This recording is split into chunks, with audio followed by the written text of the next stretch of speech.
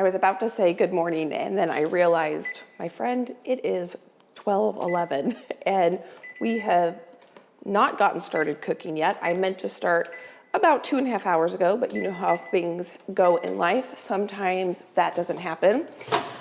We are now ready to go. I did have to soften my butter in the microwave because I did not pull it out last night.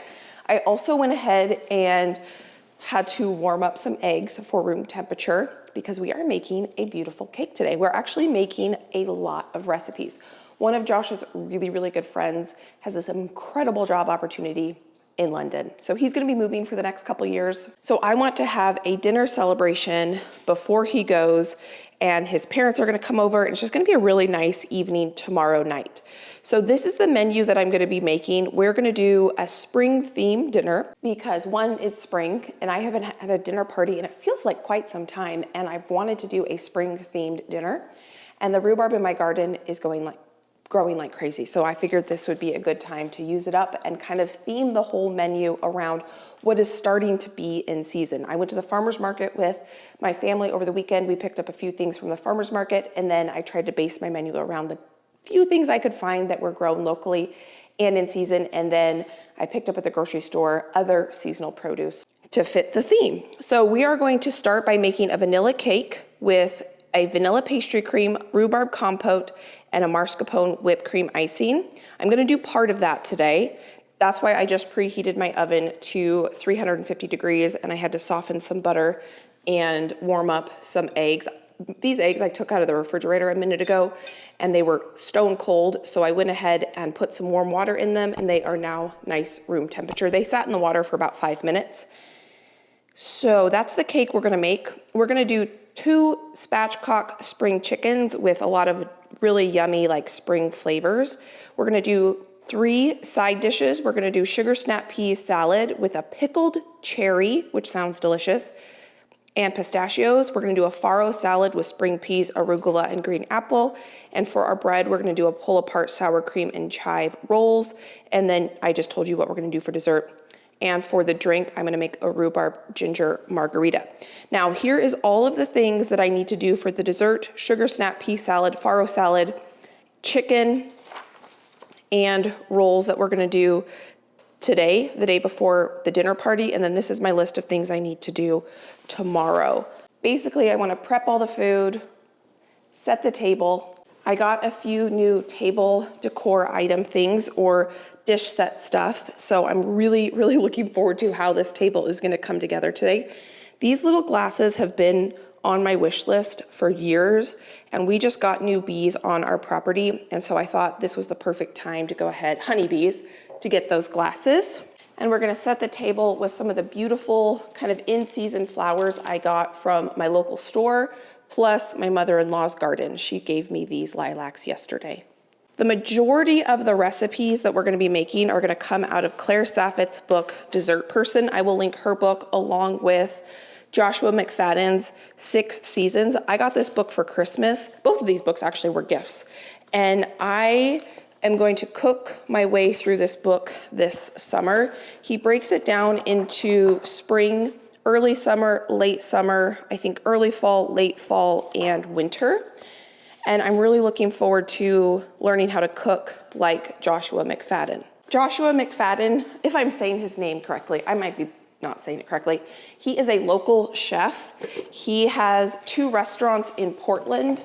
Josh just surprised me with an iced tea. He knew I was gonna be in the kitchen a long time, and he called me on his way home from the gym and said, "Hey, do you want anything to get you through today?" And I said, "An iced tea sounds great." So he brought me an iced tea.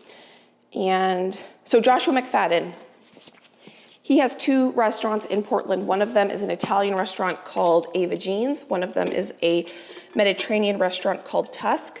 I've had the opportunity to go to both of them a couple times, and they are incredibly delicious, and they really focus on seasonal produce. And his food has a great juxtaposition of crunchy, salty, savory, sour, sweet, herbaceous, and I love the way he cooks. And so I was really excited when I got this cookbook for Christmas. And we're gonna cook our way through it with not only the produce that hopefully is gonna be coming out of my garden, but also things that I don't grow, picking up at the local farmer's market. He was actually he went to culinary school and then became a farmer for a few years and then went back to cooking. So he really appreciates beautiful produce and how much work it takes to get that produce from the farm to the table. So the first thing we're gonna start with is Claire's confetti cake recipe. I almost always start, if you've been here for any length of time, or if you're new, my name is Becky, by the way, and I would love if you would subscribe. We do a lot of gardening and a lot of cooking. And if you've been here before, thank you for being here again. I appreciate every single one of you.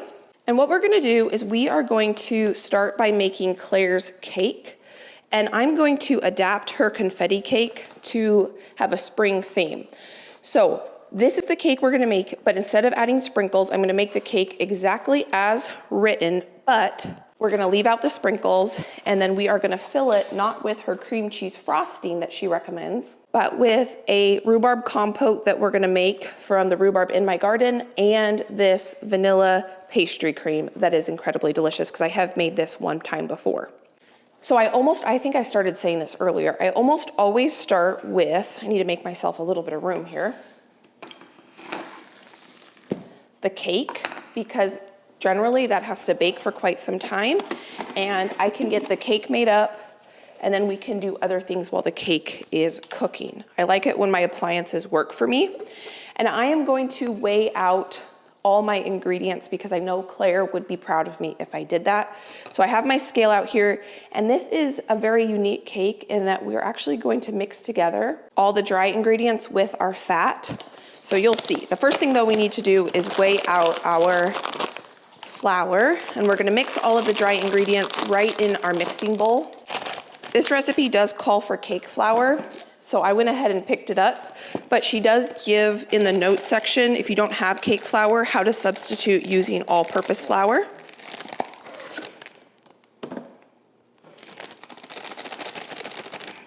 And I'm just gonna weigh this right into my mixing bowl.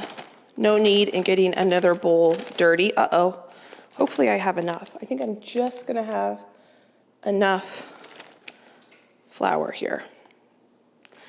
That's perfect right there. Little left over.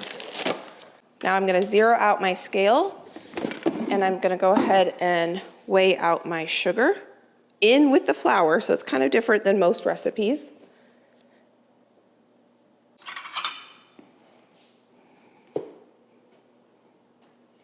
This is the first recipe that I've ever seen that actually gives out the weights for baking powder. It's 18 grams, so I'm gonna go ahead and get that in here. She does give by volume measurements too. So if you don't have a scale, then you can still make her cakes or any of her desserts. I'm gonna add the salt. Oh, that was the perfect amount right there. I'm completely out of baking powder up here. Not baking powder, baking soda. So I'm gonna go take my container and fill up my baking soda, and I'll be right back. I'm sure this is gonna be the first of many times I have to run and grab something downstairs. While I was down there, I went ahead and grabbed these scarlet runner beans. Let me show you how beautiful these are. They're these black and purple beans, and they have the most incredibly beautiful salmon color flower. And I'm gonna plant those later today. So I brought those up to remind me to get them soaking so I can plant them. Now for some interesting reason, she does not tell you how many grams of baking soda to add. She says 3/4 of a teaspoon. So I'm gonna get that measured out in there. And then what we're gonna do is put this in our mixer, and we're gonna mix our flour and our leavening agents with our sugar together.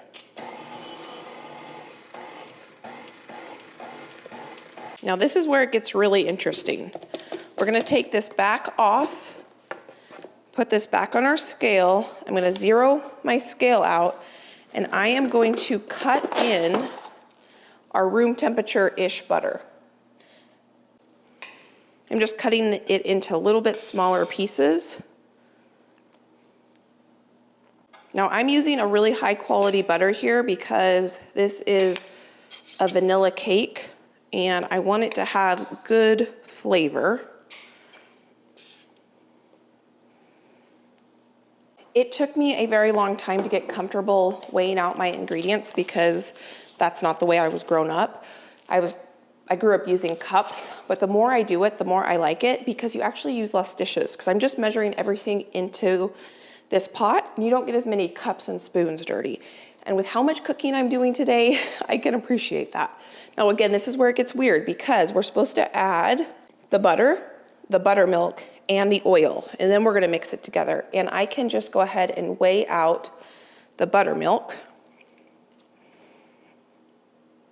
right into the bowl. Now the only thing is you do have to kind of go a little bit slow because it's harder to take some of these ingredients out. I'm gonna zero this out and I'm just gonna weigh out my neutral flavored oil into this bowl. And I do have to pay attention because you don't want to overdo it, and I overdid it just a little bit. Probably would have been fine if I left it in there, but I'm trying to make Claire proud. So I'm going to put this in here, and I'm going to have to go slow because this is going to be a big cake. This is going to make 3 tiers. I'm gonna go slow. I'm just gonna pulse it.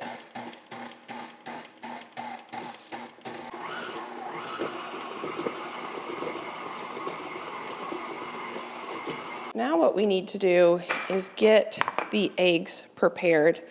And she says we need to thoroughly mix the egg whites and the egg together. So I am gonna pull out a bowl here. 2, 4, 6, 8, 9. Okay, so I need 3 whole eggs. And another nice thing about the springtime theme is that these are eggs from my chickens, which is pretty exciting. They are laying again. So 3 whole ones. And then we need 6 egg whites.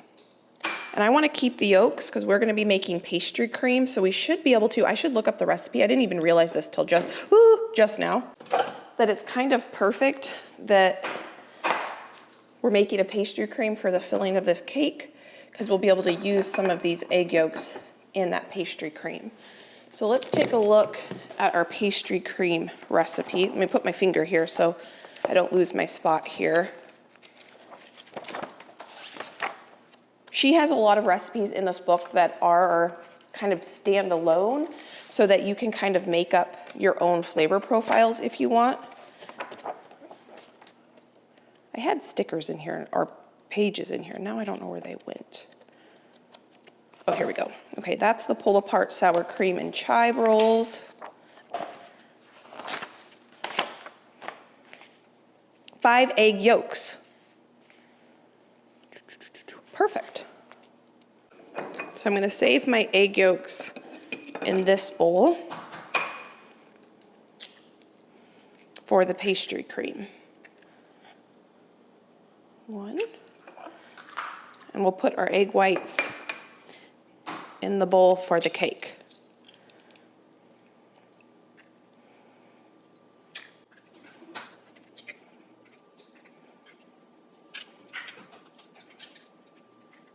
We're gonna have 1 extra egg yolk, so one of my dogs will get that as a special treat.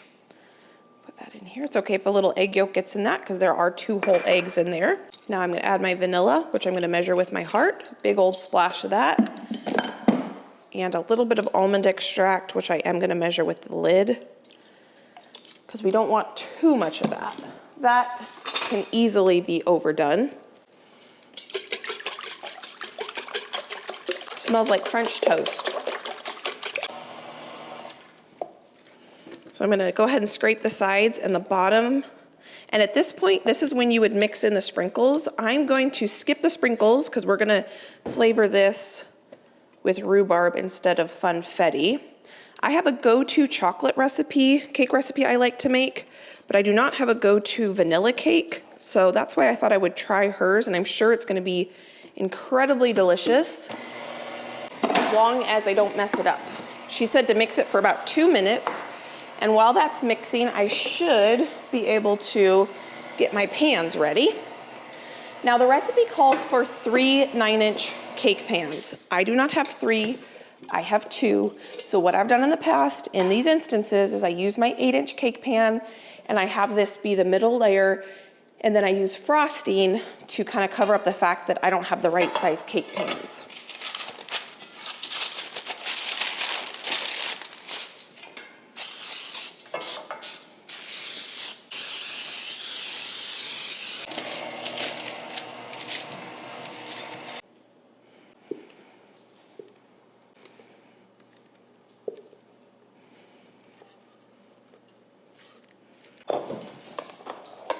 I can't believe it.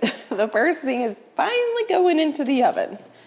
So I'm gonna set the timer. Obviously this one is gonna bake at a little bit different rate than this one, so I'm just gonna have to keep a close eye on it, but I'm pretty sure I can get all 3 of those into my oven. I'm gonna set a timer for 25 minutes. She said it should cook between 30 and 40. So I always like to turn the oven light on just to remind me there's cakes in the oven. Now that the cakes are in the oven, I took a second to kind of wash a few dishes because we're gonna be using a lot of dishes. And I wanna reread over this pastry cream recipe. I remember it being super easy. We're basically making vanilla pudding. And we're gonna put this inside the cake. The way I think I'm gonna do it is pipe a swirl of pastry cream and pipe a swirl of rhubarb compote. So there's this pretty, we'll see if it turns out, kind of swirl on the inside of the cake. And I think I'm just gonna use my scale again for this. The reason I like to do a lot of prep, if you're new, many of you guys all know this because I've said it 100 times, but I like to do a lot of the prep when I have dinners before the dinner, either the day or 2 before the dinner, is because I can get my kitchen messy, and then the day of the party, I don't really have to think that much about cleaning a dirty kitchen. Last time we did a dinner, I did all the cooking, table setting up, and the dinner all on the same day. It was a lot more stressful, especially toward the end when it was kind of crunch time, and I hadn't set the table, and this just feels super relaxing and enjoyable that we're doing most of this the day before so that we don't have to feel rushed. Okay, so in here I have milk, and then she recommends using a full vanilla bean. I bought this at Trader Joe's yesterday, and it is, ooh, it smells good. Bourbon vanilla bean paste, and I'm gonna use this instead. So we're gonna get the vanilla bean flakes and flavor, but without the cost of a full vanilla bean.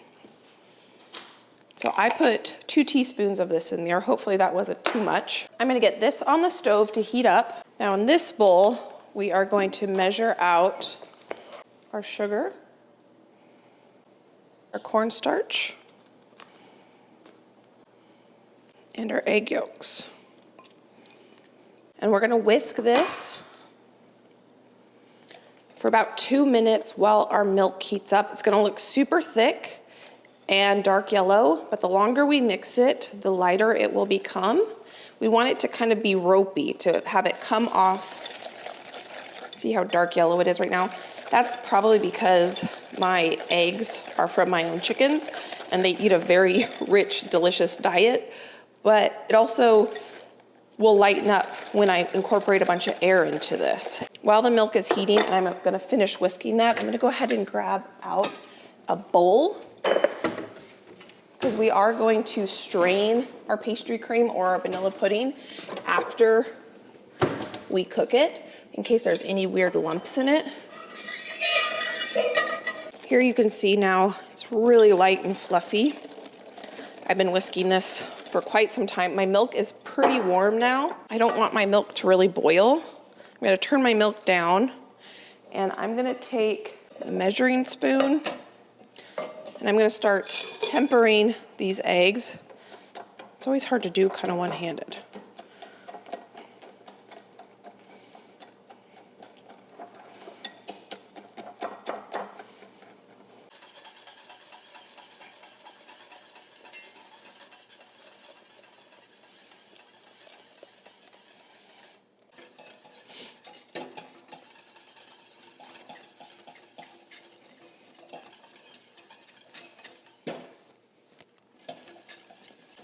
See how it's thickening up a lot?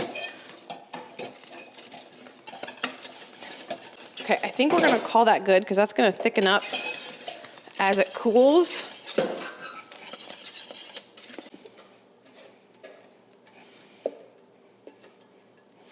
Okay, I'm gonna go put this pan under some water because we're gonna use it to make the raspberry compote.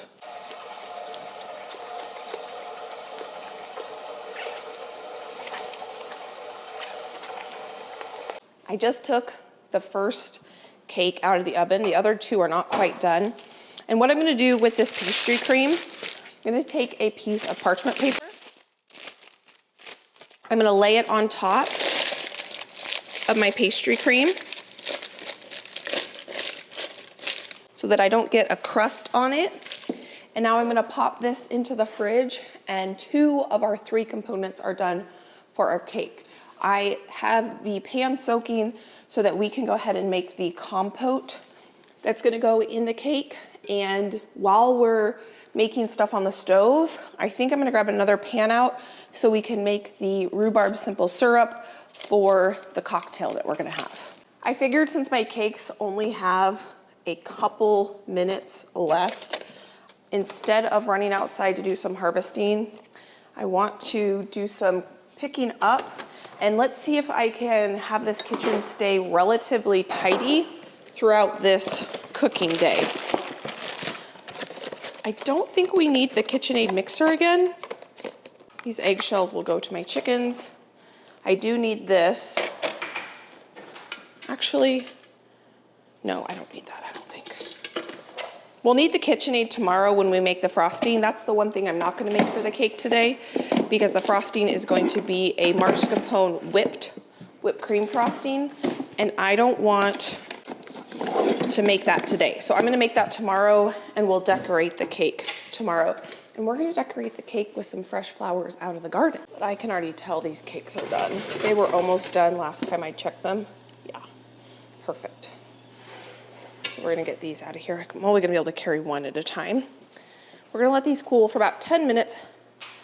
Let's put here and here.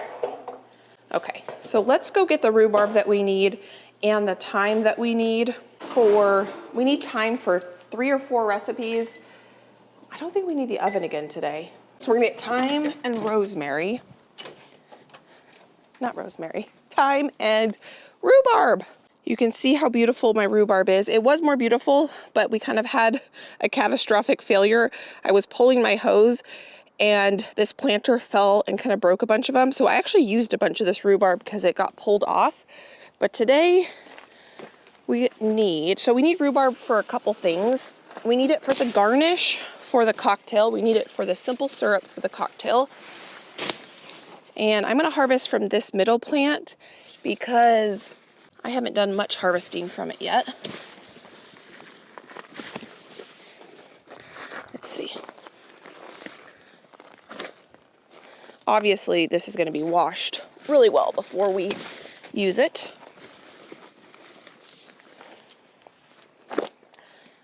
Do I need more than that? Probably. I'm gonna take these ones that are kind of in the walkway, so it's easier to walk by. Let's see, that should probably be enough. Let's get one more.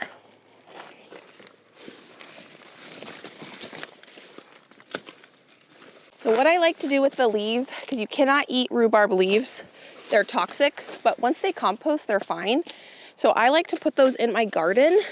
They break down really quickly, and it's gonna feed my garden soil. But I'm not gonna go out, well, I am gonna go out there right now because I need to get thyme. Okay, bring this to the garden. I feel much better coming out here now that the cakes are out of the oven.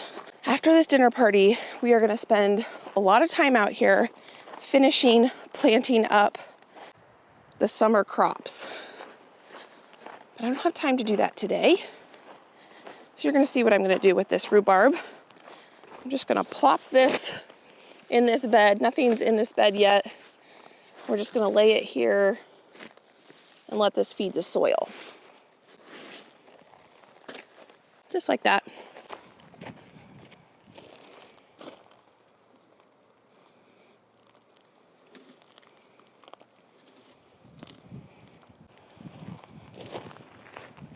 first official harvest and then cook with me. How awesome is that? So I obviously need to get this washed up really well. Then we can get this cooking on the stove. Both of these next things are gonna take a bit of time to cook on the stove. So while they're cooking on the stove, we'll do other things. Okay, I'm gonna put a towel there, let the kind of just air dry. Put another towel here. I am gonna garnish the cocktail with a rhubarb stick, but I'm gonna do that tomorrow, I think, because I want it to be nice and fresh. This is all the rhubarb we're gonna cook down.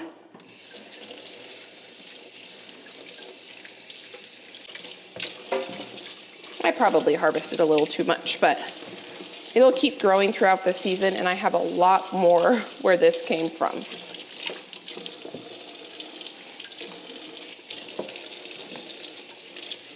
So this pan, I'm gonna make the compote in. A compote is basically just cooked fruit and sugar. And so that's gonna go on the stove. And then I'm gonna grab one more pot that we're gonna cook our simple syrup in. Simple syrup is basically just a fruit juice or water with equal parts liquid to sugar. I probably harvested way too much of this, but that's okay. I've got a lot more where this came from. So what I'm gonna do is I grabbed my blender out. I just got half of my knives professionally sharpened. There is a knife sharpener at our local farmer's market, and you can go there, drop your knives off. I can link him down below. You can even drop them off at his house if you want, but the nice thing about when he's at the farmer's market is you can go shopping while your knives are being sharpened. And I only brought half my knives this time, and I'm gonna actually need to wash these off because he just sharpened them. Oh yeah, they're all wrapped. I'm so excited to use them. Oh, he even gave a Band-Aid.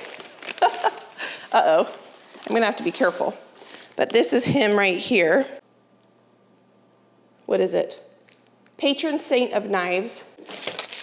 I'm gonna get my favorite knife washed up here, and we're gonna use this. And I only brought half my knives this last time, but next time I go to the farmer's market, I'm gonna bring my other half of knives, because I didn't want to take up his time so much that if other people were there, they would have to wait a long time. It takes him about 10 minutes per knife.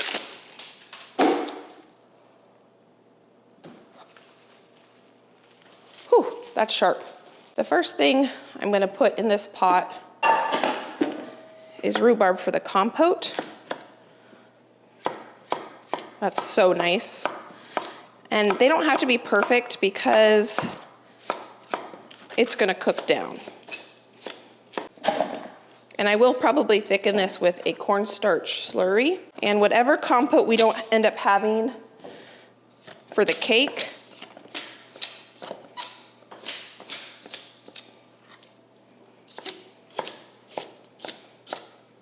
we can have on oatmeal or something like that, or even toast.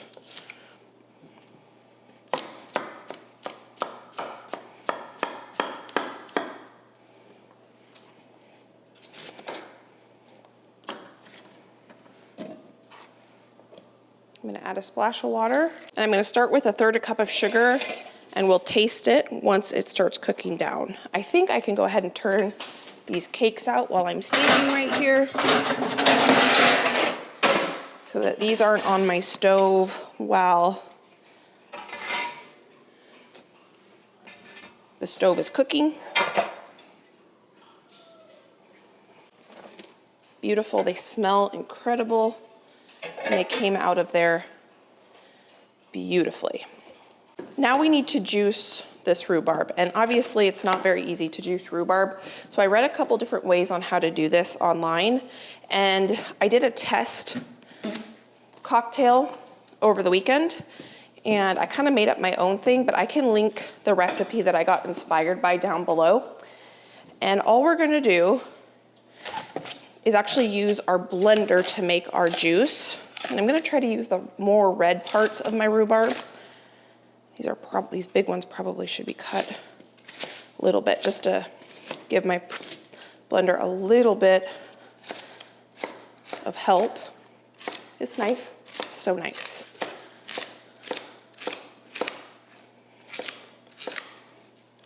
It took me so many years to finally buy this high-powered blender. I have zero regrets, especially for something like this. This I don't think I need. I think that this will be enough juice. No, should I just put it in? I'm gonna put it in.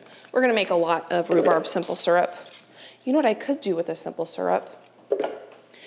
You know when you watch cake videos, I don't know if you ever watch cake videos, but professional bakers will take a simple syrup, usually just sugar and water mixture, and they will put it on a cake before they frost it to help prevent it from drying out. I could potentially do that with this. Into the blender this goes. Probably about half a cup of water. Might need more. And we're gonna blend this like crazy.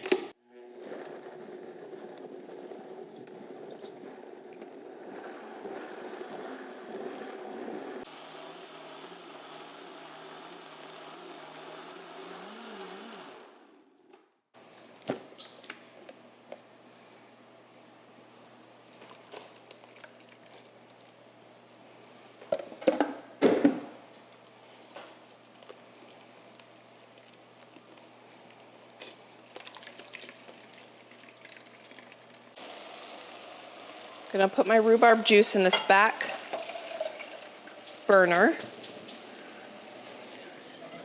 And I'm gonna put in 4 cups, and I want that to boil down by a good, at least 1 cup to concentrate the flavor, and then we'll add the sugar. So that's gonna take quite some time to cook. I had a little bit of rhubarb left. I'm just gonna go ahead and put the rest of it in this compote, and we will put this on plain yogurt or something like that if I don't end up using all of it for the cake. So I'm gonna put another 1/3 cup of sugar in here. So I don't really wanna put rhubarb in my fridge and not know what to do with it later. Some cornstarch and water going in. I'm gonna taste this for sweetness since I just kind of made that up. Okay, whew. Glad I tasted that. I'm gonna turn the heat off because there's enough heat here to melt the sugar, and I'm gonna put another 1/3 cup of sugar in there. Way too tart. I just tasted it again and it is still far too sour. So this is why we taste and adjust the seasonings, because that needs to be kind of like a jam consistency or flavor. And I'm gonna add a pinch of salt to help balance out the flavors in this. And then this will thicken up as it cools, so that should be a good consistency to hopefully go into a cake. This is perfect. I just tasted it again. And over here, with our soon-to-be simple syrup, there's quite a bit of foam on the top. I'm just gonna take this sieve and get that off, most of it at least. I wanna check the list. We have gotten some done, but I feel like we've got a lot more to do. So for day 1 for dessert, make the cake layers, did that, check. Made the rhubarb compote, check. Made the vanilla pastry cream, check. So that's completely done. I think somehow I forgot to put on here, I did, make the simple syrup. So that's kind of a bummer because I don't have a little checkbox to check that off.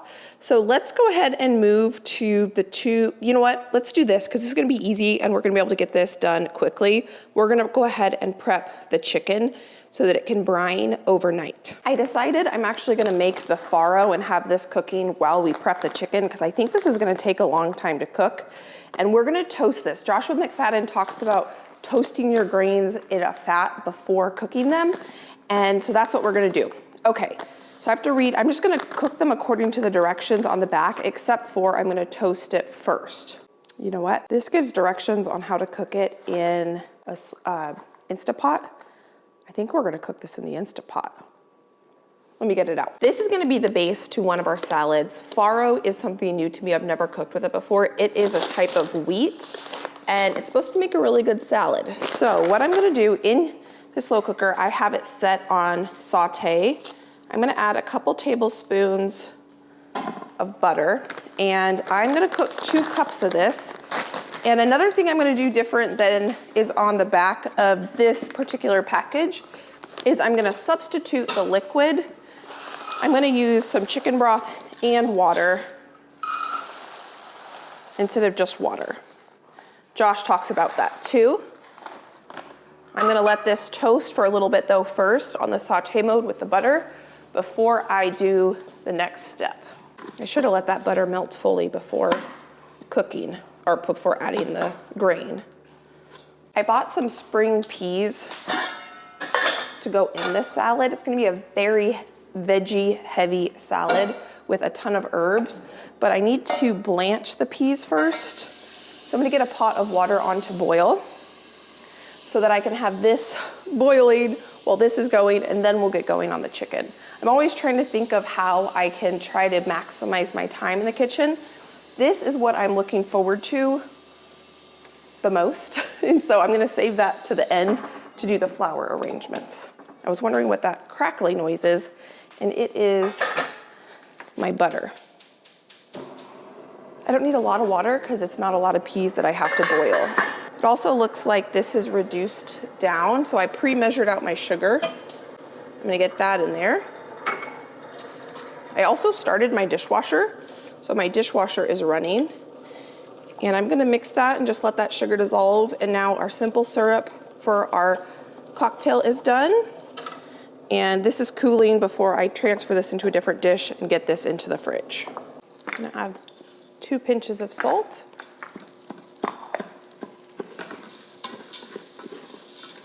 While this has been toasting, I've been getting out the ingredients for the chicken, and this already smells incredible. Now I'm gonna cook this with some chicken broth and some water. We need 3 cups of liquid.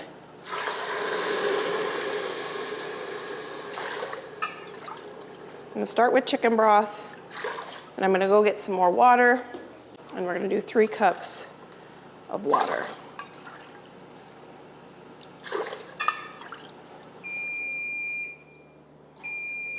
Just melted some butter for the chicken because we're gonna need butter for the chicken. I'm gonna put the lid on this, and then I'm gonna cook this according to the package instructions, which we're supposed to cook on high for 12 minutes.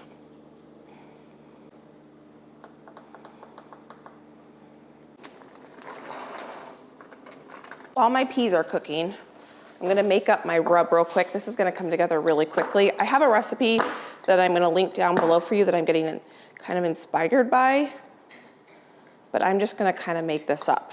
I've got herb salt from herbs from last year's garden. I basically just blend salt and herbs together and let it air dry. We're gonna do 2 chickens, so that looked like a lot of salt, but it's 2 full chickens. Just kidding. I'm gonna go ahead and get these peas out before I finish that because I can already tell these peas are done. Well, let me taste one first. So good. I've never blanched fresh peas before. I always buy frozen peas. You know what? I think they need a second longer. And let me get some ice in here and some water. Okay, those are done now. I could have probably used frozen peas. I don't know why I didn't think of that. I bought these fresh ones at Trader Joe's, and they are delicious. But I want to make sure they keep their nice, fresh green color, so I don't want to overcook them. One more prep item done. I'll go ahead and turn this off. I'm gonna get a couple more ice cubes in there, and then we'll let this sit, then we'll strain. I just added smoked paprika, onion powder. Now I'm adding garlic powder, a little bit of cumin. I freshly ground this cumin. I got it whole in the bulk section, ground it up in my blender, and let me tell you, the fragrance on that is so good. This is some Green Goddess. Instead of getting out all of my herby spices, I'm just gonna use that, and then I need some mustard. This is a new mustard container.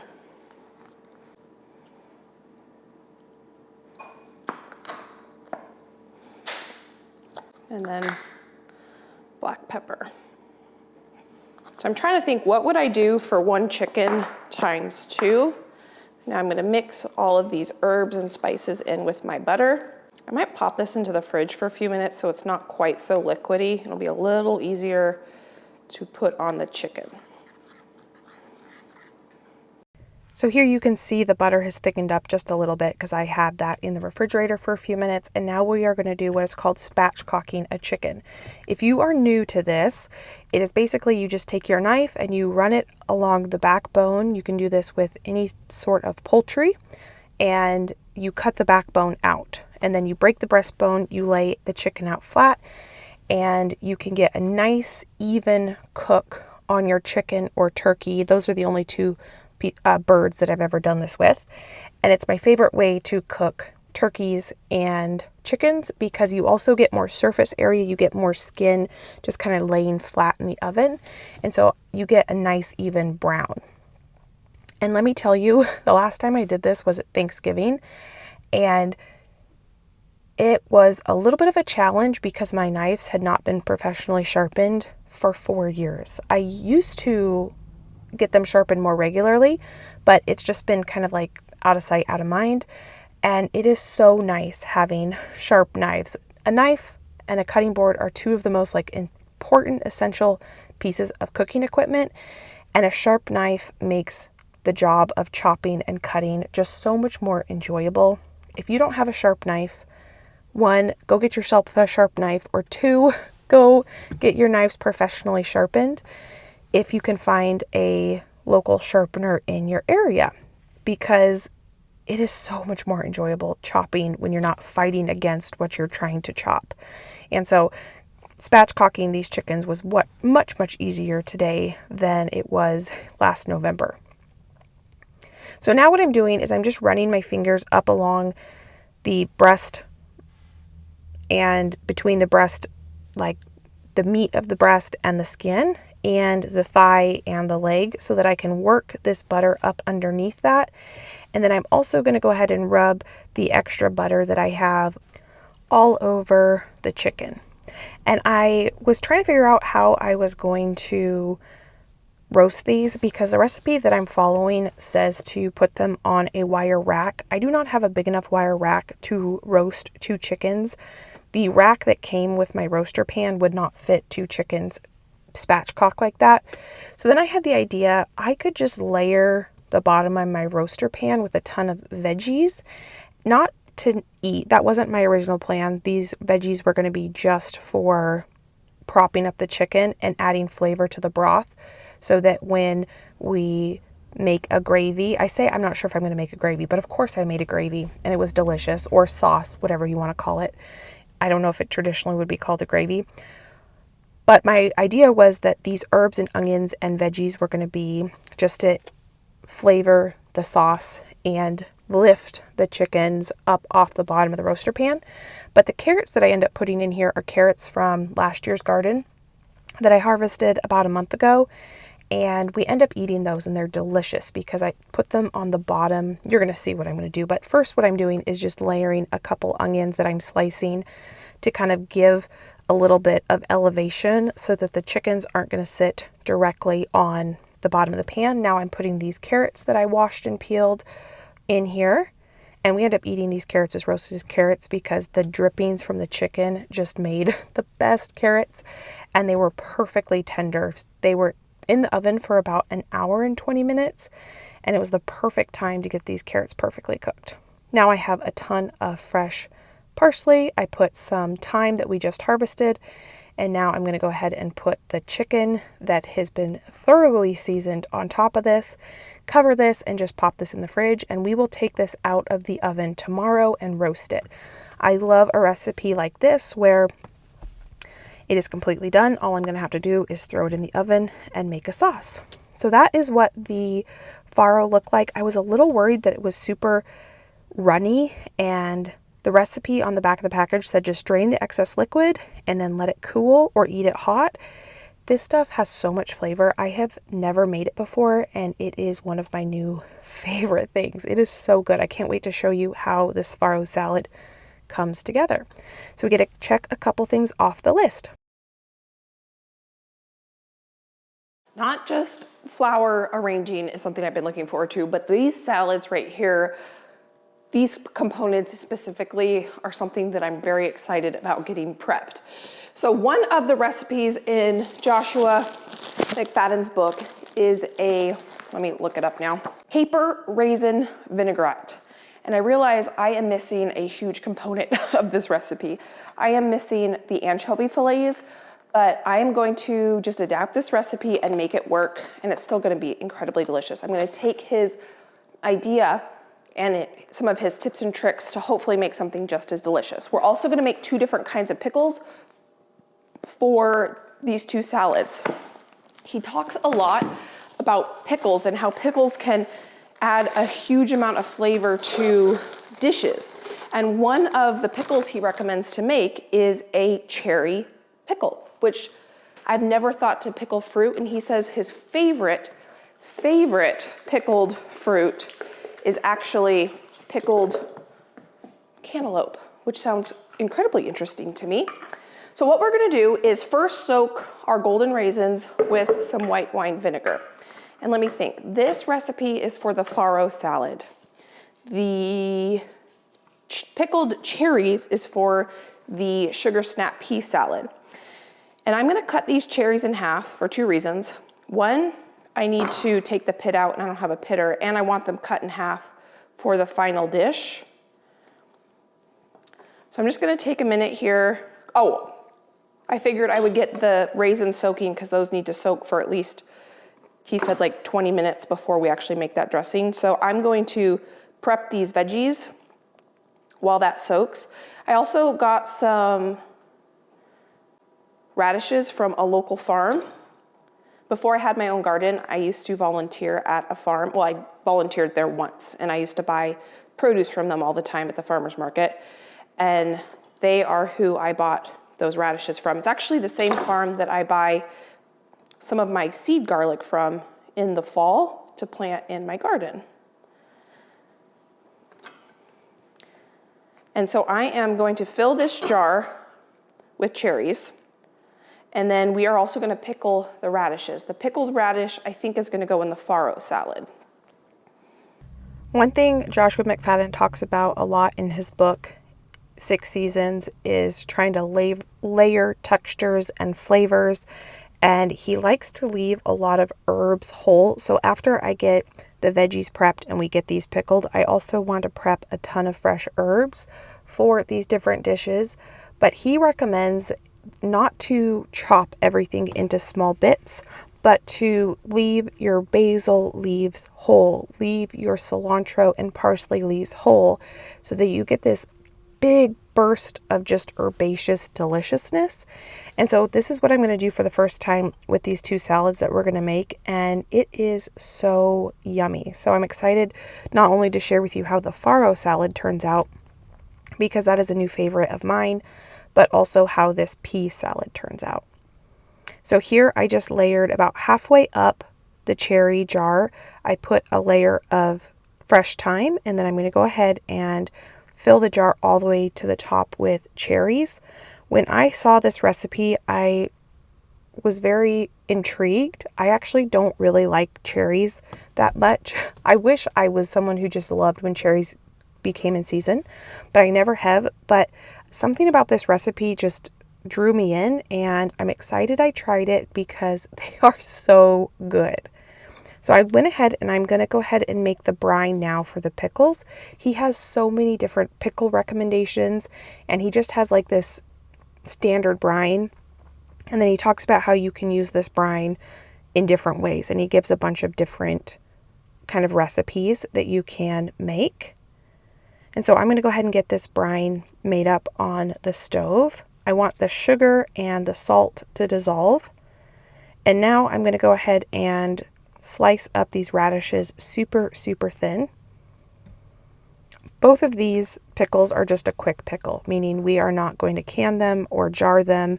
I mean, I guess technically we are jarring them because we're putting them in a jar, but they are going to be fresh produce that we're going to slice how we want to serve, and then we are going to pour a warm or hot brine over the top and then just stick them in the refrigerator. My go-to quick pickle that I make all the time is pickled onions. I think they add just a brightness and deliciousness to so many things: tacos, salads, sandwiches, toppings of eggs, and I'm excited to experiment with that same concept of pickled onions, but with all sorts of different veggies and now fruits. So I'm just going to top each of these with our brine. Now we are going to make this salad dressing. I did not prep the rest of the herbs because I kind of want to get to this salad dressing. I'm going to add a good amount of black pepper, a couple dashes of Worcestershire sauce, 1, 2, 3, 4, a big tablespoon of Dijon mustard, about a tablespoon of capers, salt. I keep wanting to add like some honey or something, but I need to remember that there is a bunch of raisins in there. Now I'm going to add a really yummy olive oil.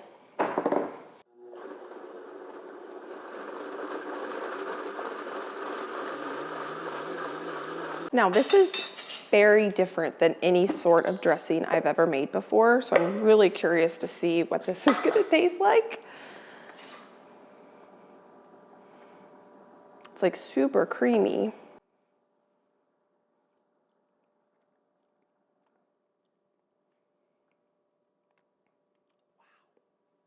So much flavor.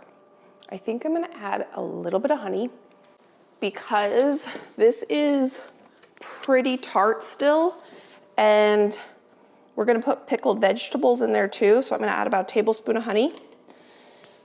So I want this to balance well with everything. And this is pretty different than what's in his book, so I can basically write up a rough estimate for this recipe. But it's definitely inspired by his recipe. I'm just grabbing another spoon. Look how creamy this is. And there's no cheese or mayo or anything in that. So now we're gonna try it again. Wow, that is perfect. You're still getting a little bit of that tartness that kind of makes your mouth go whoop, but it's not overpowering. Wow, that is good. We still have to make one more dressing. I don't remember which one this goes on. I just know it's delicious. Let's go ahead and make the next dressing because that's only going to take a second, but I have to remember what dressing we're making. This is the next recipe we're making. It is this pea salad, and this one doesn't actually have a dressing on it that needs to be prepped ahead. We're basically just going to put some of the cherry pickling juice on the peas. We're going to put a ton of herbs, and we're going to put some olive oil, salt and pepper, and chili flake. So basically you're just gonna throw everything together the day of. So what I think I'm gonna do now is prep all of the herbs and the sugar snap peas for that recipe. What herbs does this recipe need? It needs green onions cut and soaked. It needs basil, which these basil plants are telling me they wanna go outside. So I need to get these herbs prepped so I can put those outside in the garden tonight. For these green onions, I am going to cut them on a very sharp angle. I start with kind of a sharp angle and then I end up even making it a more severe angle. And I am trying to kind of copy what he has in the photo where he has these really long angle slices on these onions. I'm going to do both the whites and the greens. So this is a new kind of knife technique that I've never done before. I've obviously cut green onions kind of on an angle, but not anywhere this severe. And then what I'm going to do is I'm going to take these green onions and I'm going to put them in some ice water to soak while I prep the rest of the herbs, because we want to take some of that really sharp onion bite out. You can do that with red onions too. Anytime you're cooking, I didn't know you could do it with green onions till I was reading this recipe, but a lot of times when my mom cooks with red onions, not everyone in my family likes that sharp bite of a red onion, so she'll soak it in some ice water for about 20 minutes. and that helps kind of take out some of the bite of the onion. So now, while the onions are soaking, I'm going to remove the leaves that I want from the basil plants. I have my containers here with a piece of paper towel down at the bottom so they stay fresher. And you can see here with the cilantro, I'm just breaking off pieces of whole leaves, and I'm going to put those whole leaves of basil and whole leaves of cilantro in our final salad.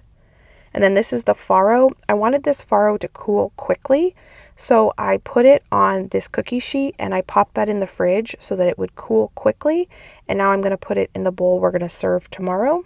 And I've let these green onions soak and I dried them off a little bit, so I'm going to get them in this container to go in the fridge, and I'm going to put them on a paper towel as well so that they stay nice and fresh in the refrigerator. Now I'm going to start processing these sugar snap peas. The recipe said you can leave them whole or you can slice them at this severe angle. I had never sliced sugar snap peas at this angle before, and that's what he showed in the photo. And I really like the look of the little peas that are cut showing through, so that's what I chose to do. But my goodness, my friend, this took me forever. So I don't know, when the peas come out of my garden, I want to make this salad again because it was so good. But I don't know if I have the patience to slice them at this severe angle again. We'll have to see if I do this again. But the salad overall was worth it because it was delicious. And if you guys have any recommendations on cookbooks, I am starting to cook more with cookbooks. I've never been a huge cookbook using person. I have a couple that you see me use all the time. But I've had so much fun reading through these two cookbooks over the last week while I was planning this party. If you guys have any favorite ones of chefs that you really admire, I would love to hear those suggestions down below. I don't think I've ever been annoyed with a vegetable before. This cut on these peas was so tedious.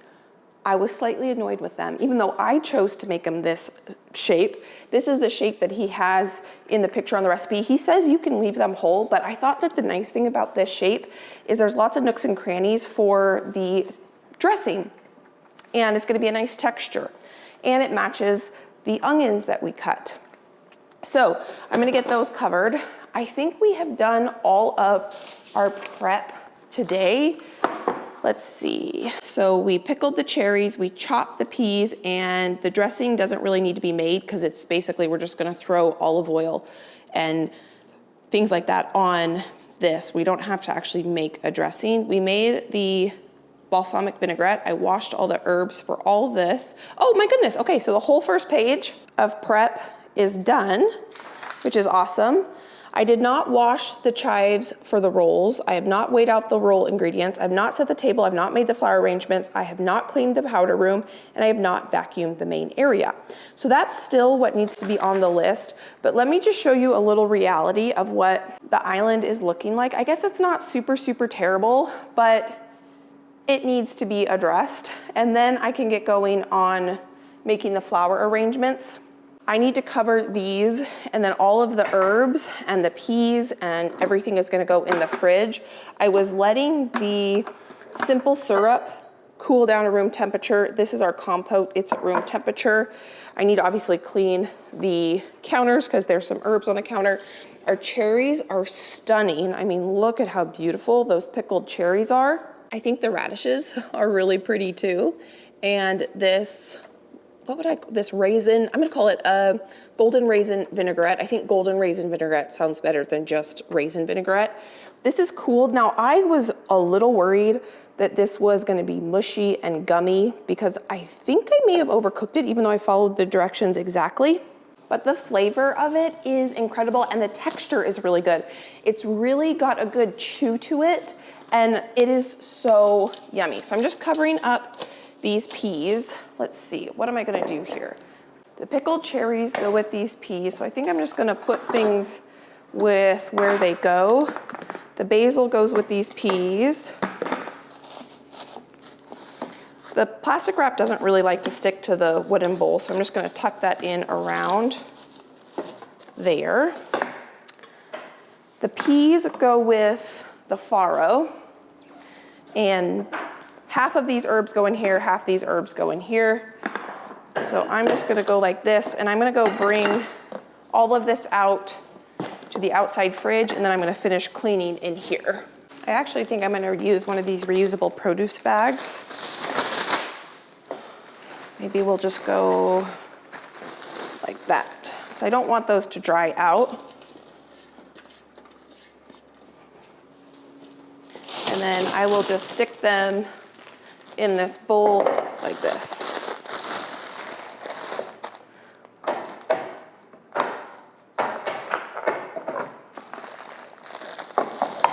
So this is one of the side dishes. And then this is the other side dish. The pea salad is gonna have some pistachios, and I almost forgot about that, so I'm gonna stick that there. And now I'm gonna bring these outside.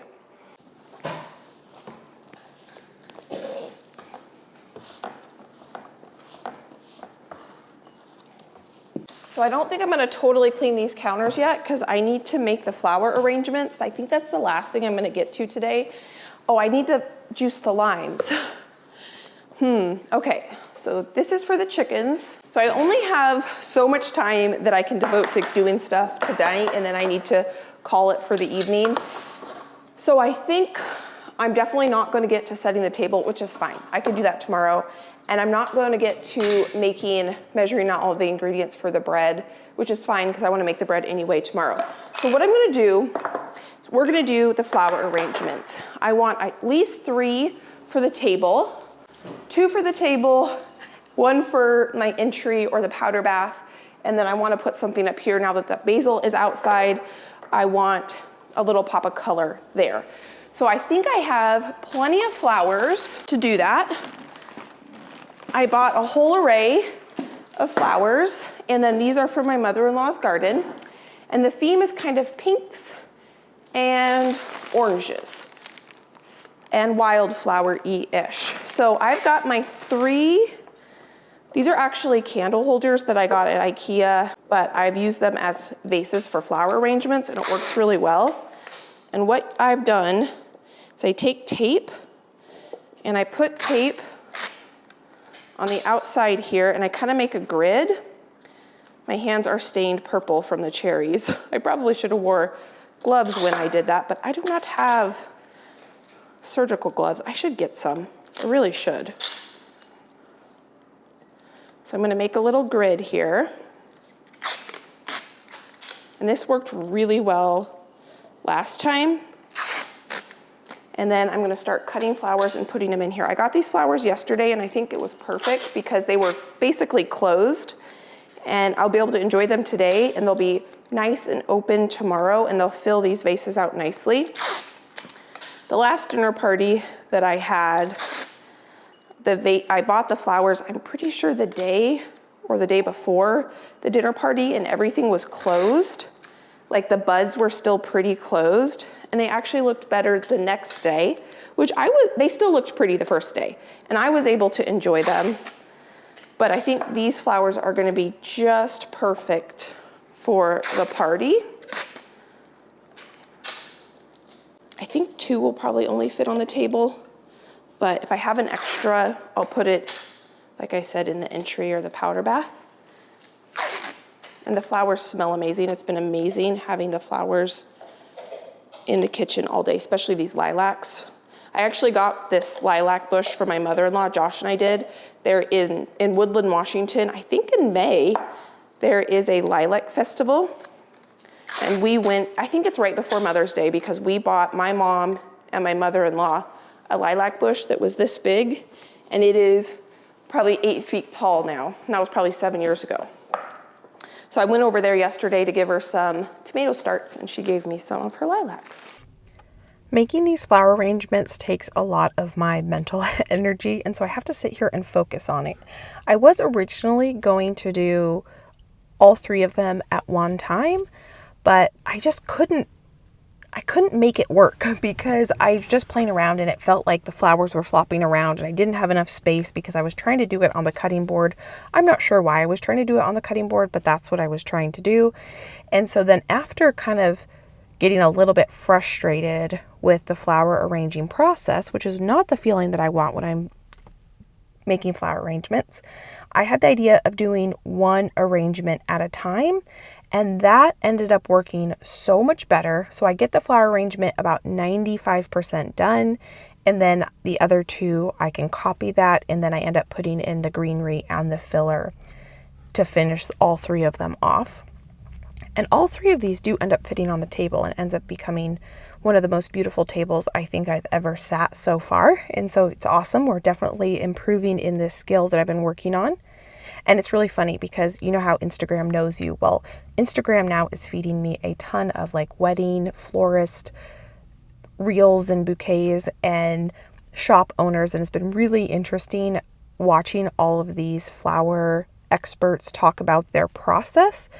And one of them, on one of the reels I was watching, she said that she always does that, where if she's doing, like 20 tables of flower arrangements for a wedding, she'll do one first, and then she can use that as kind of the mock-up, and then she can copy that and make the rest. So I had done this and then saw that, and I was like, oh, that's good to know that I kind of had that idea after finding it frustrating to try to do all three of them at the same time.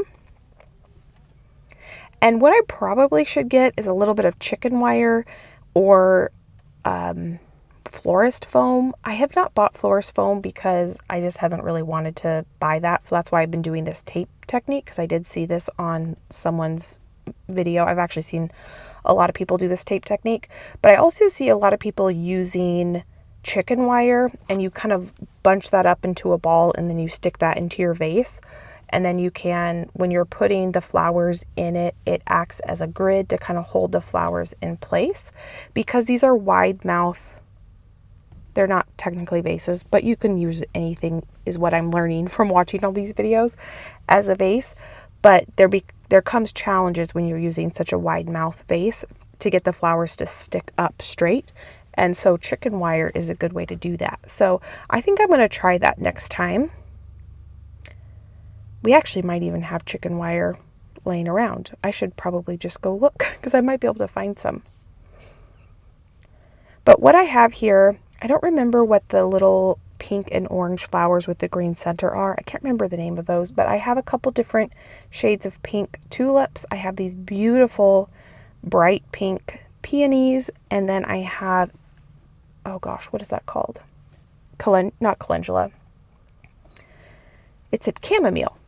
Those little white daisy looking flowers are chamomile. I have grown chamomile in my garden to grow for the flower to make chamomile tea. I think 3 or 4 years in the past. This was the first year I was not planning to grow it. And then when I was at Trader Joe's shopping for flowers, I saw these little white flowers and I was like, these are beautiful. And then I looked at the tag and it's chamomile, and I thought, oh my goodness, the first year I don't have chamomile in my garden, I am using it in a flower bouquet. So I think I'm going to pick up, I don't think I have any chamomile seeds right now.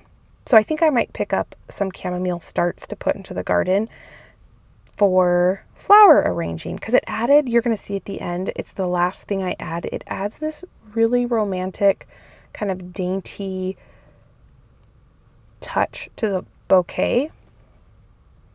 Normally when I make bouquets, if you've seen in the past, I usually only have like 1 or 2. I guess when I'm decorating or making flower arrangements with flowers out of my own garden, I have more. But when I purchase flowers to make flower arrangements, I usually only have like 1 or 2 flowers, and I do a greenery, and that's about it. So this was a little bit of a stretch for me to have 3 different colors of the same flower, plus a big statement flower like the peony, and then another little filler flower, 2 filler flowers really, because the little orange flowers with the green centers kind of acted as a filler flower as well.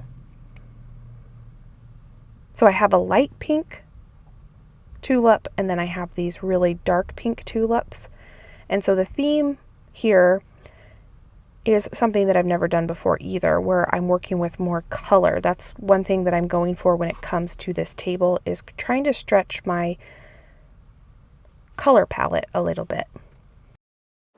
it is time for me to call it a night. And we did get these 3 bouquets done.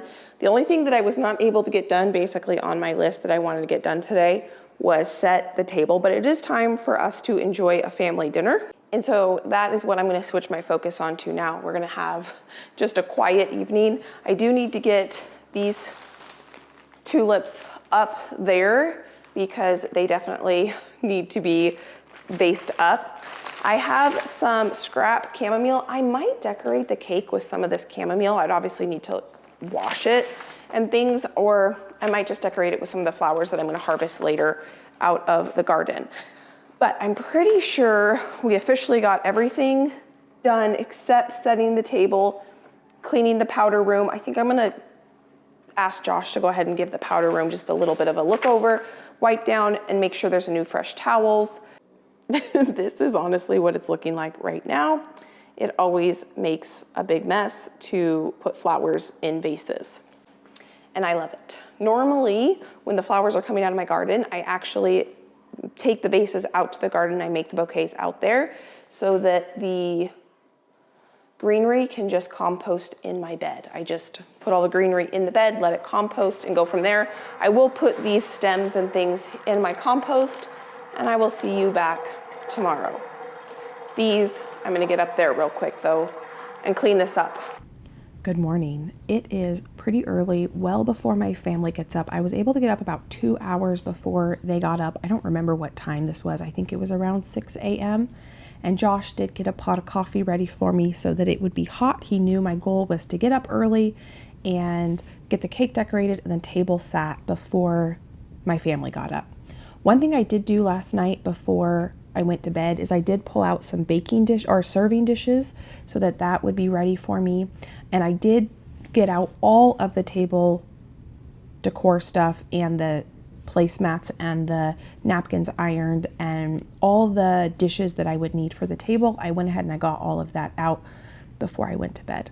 But first, coffee, because I need that before I get started. Now we're gonna make our mascarpone frosting.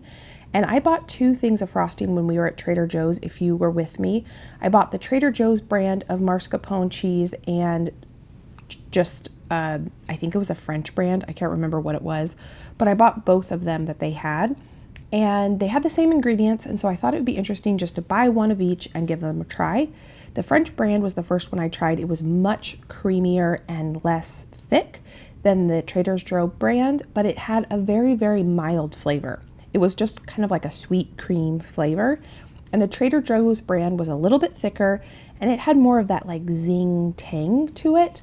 And so I personally actually liked the Trader Joe's brand better than the other brand. So that's why I'm having fun kind of buying the same products of different brands, giving them a taste test and seeing which one I like.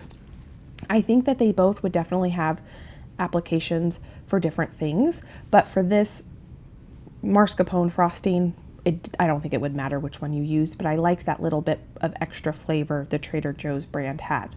So in my mixer to make the frosting, I just added 2 tubs of the mascarpone cheese.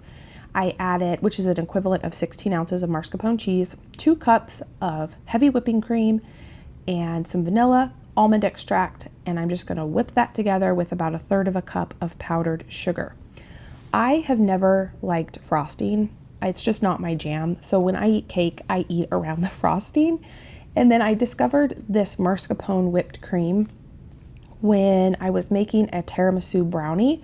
It was like a brownie base, and then it had lady fingers that were dipped in coffee, and then you made this mascarpone whipped mixture, and you put that on the top, and it was so good that now I've been using this as frosting, and it is amazing. It's very lightly sweet, super creamy, and it works really well as a frosting. And so it's kind of my go-to frosting now because I really, really enjoy it. So now I can eat frosting because I found one I like. So here I have my pastry cream. I whipped it with a whisk just a little bit to kind of break it up a little bit. I got that in a Ziploc bag. I'm also going to get my rhubarb compote in a Ziploc bag so that we can pipe this on our cake. Now I was envisioning this cake and I had a vision for it. So what I'm going to do first is I'm going to put some of my frosting on the base of my cake pan so that my cake doesn't fall off my cake pan. I'm then going to take some parchment sheets that I cut into long strips, and I'm going to tuck that around the cake. I'm just cutting the corners of these Ziploc bags off so I can use those Ziploc bags as a piping bag. And I'm putting this parchment paper down so that my cake stand doesn't get super messy. I did not center my cake, but that's fine. After I take the parchment paper off, I realized, oh, that is not center at all. But the cake tastes the same whether it's centered or not. And now I'm going to take my pastry cream and I'm going to pipe one loop of pastry cream, and then I'm going to do some rhubarb compote, and then I'm going to do a loop of pastry cream.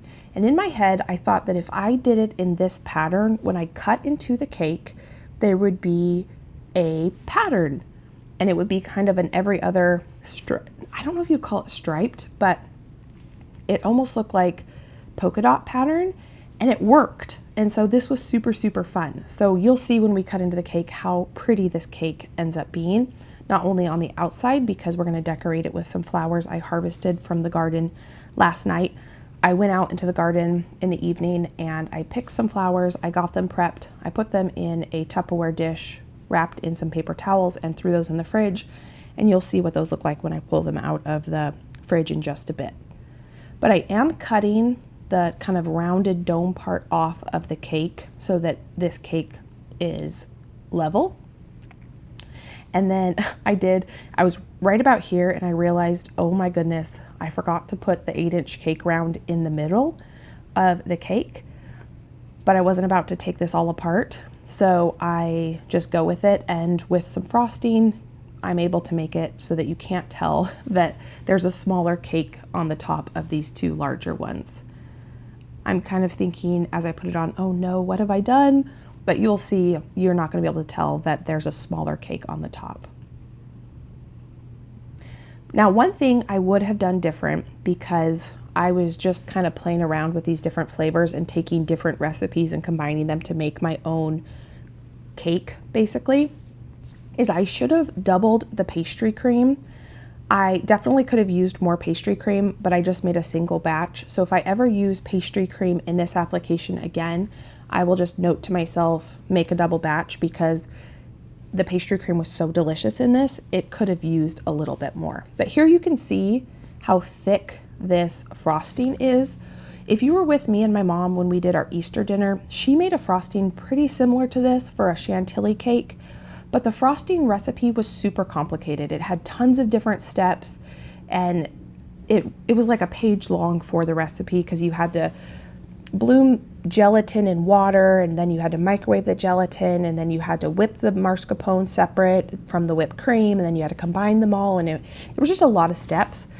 And this recipe, basically you just throw the cheese, the cream, the flavorings, the powdered sugar, and no gelatin into the mixer. You mix it, and you can see how nice and firm this frosting is. You could even put this, I'm sure, in a piping bag and pipe it, and you would be able to get a beautiful design, and it stays firm. You don't really need to use gelatin. Now I'm going for kind of a smoother look. I don't want this to be perfect, because I am not perfect, and I like a little bit of rusticness, because that gives you the margin to have it not be perfect. I don't have one of those blades to totally smooth it out nicely, so I don't mind that there's some of the offset spatula strokes in here. I think that's pretty. And I'm just going to use the offset spatula to gently pull out the parchment paper. If you pull the parchment paper out too fast, it'll take a lot of the frosting with it. So it helps if you just use the offset spatula to kind of keep most of that frosting on the cake. And then I will just clean up the frosting with the offset spatula before I start to decorate it. But this frosting holds up really well. I put this cake, when I'm done decorating it, back in the refrigerator. Here you can see the little flowers that I harvested yesterday and got them prepped for this cake. And so I put this, once we have it fully decorated, back in the refrigerator. But after we had this dinner and cut into it, there was a quarter cake left, because we gave a bunch of cake to Josh's friends, so that, you know, we didn't need to eat the whole rest of the cake that we didn't have the night of the party. And that cake ends up being left out on the counter overnight, and the frosting still holds up perfectly fine. So I mean, I do think it should probably have gone in the fridge. It didn't, that's okay. But just so you know, like if you ever wanted to make this, it doesn't just melt on you, because I was kind of worried about that. So that's why I put it in the fridge. But during the day, because I'm decorating this cake, it's probably like 7 a.m. now, and we don't eat it until probably close to 8. And I just wanted it to stay nice and firm because it's mostly whipped cream, but it holds up great. So here I've got my little flowers. We have purple and orange, and I'm trying to make this look a little bit random. I've got all different sizes here. My goal this year is to use a lot of the edible flowers that I'm going to be growing in the garden in more of my cooking, because I think it's absolutely beautiful. It's just a really simple and easy way to create a lot of beauty in a dish without a lot of work, because literally I am just sticking flowers on a cake, and look at that beautiful cake. It's a little off-centered, but it's still absolutely beautiful. So that is so fun. Now we're going to set the table. I made this little staging area the night before. I ironed my napkins and I put out the candlesticks I wanted to use, the candles, the cups, the wine glasses, and I got everything staged on that little folding table. Josh actually bought me I think it's called a sidecar or a buffet. I'm not sure what the proper term of the furniture he got me, but it's this long piece of furniture that's going to go on that back wall. I know that back wall has looked so bare for years. Can you believe we've had this house now, this month is going on 3 years, and that wall has needed a piece of furniture, and we finally got it. It's not here yet, but we ordered it, and I'm really excited about that piece of furniture, because what I'm going to do with that piece of furniture is I specifically looked for a piece of furniture where I could store all of my fun table decor items in one place. So you all know setting the table has quickly become one of my new favorite hobbies. I get as much enjoyment out of setting the table and thinking through how I'm going to mix and match what I already have with maybe picking up a few new pieces for a dinner, and trying to find pieces that are neutral but pretty enough. Or when I say neutral, I don't necessarily mean like neutral in color, but don't scream a specific holiday or season, so that I can mix and match them for many different dinners, regardless of if it's, Easter or St. Patrick's Day or Christmas. And that's exactly what I'm going to do with this table. I am going to use quite a few items that I already had on hand, but I did pick up a few items for this dinner specifically, but when I picked them up, I was keeping in mind the other few dinners that I already have scheduled, plus the dinners that I don't have scheduled yet, where I can use these items for a lot of different occasions. So these pink plates are a new item, and I think they are adorable.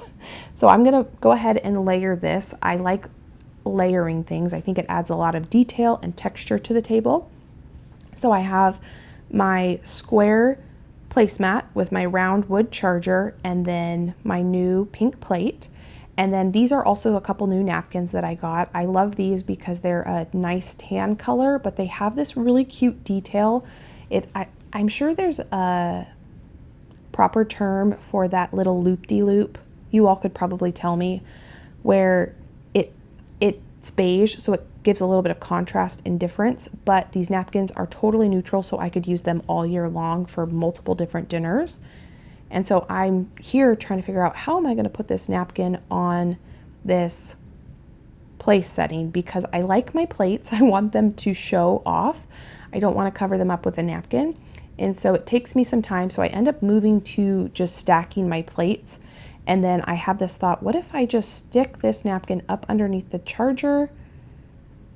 And we're going to go with that. Because I normally, a lot of times, if you've seen in the past, I will put my napkins on top of the plates, but I'm normally using my everyday plates that we use all the time. And I got these cute new pink plates. I really wanted to kind of let them shine through, so I didn't want to cover them up with these napkins. So I'm going to put the napkin to the side here, and then I'm going to layer the pink plate with these green plates that I got at IKEA with you all. So this is a good example. I got these green plates at IKEA for St. Patrick's Day, And my idea when I set the St. Patrick's Day tables, I didn't want it to scream St. Patrick's, and then I didn't want to decorate with leprechauns and four-leaf clovers. So the plates that I got are green, and I can use these plates for this beautiful spring table as well. And it adds a nice contrast of color, and I'm getting a lot of use out of the same plate.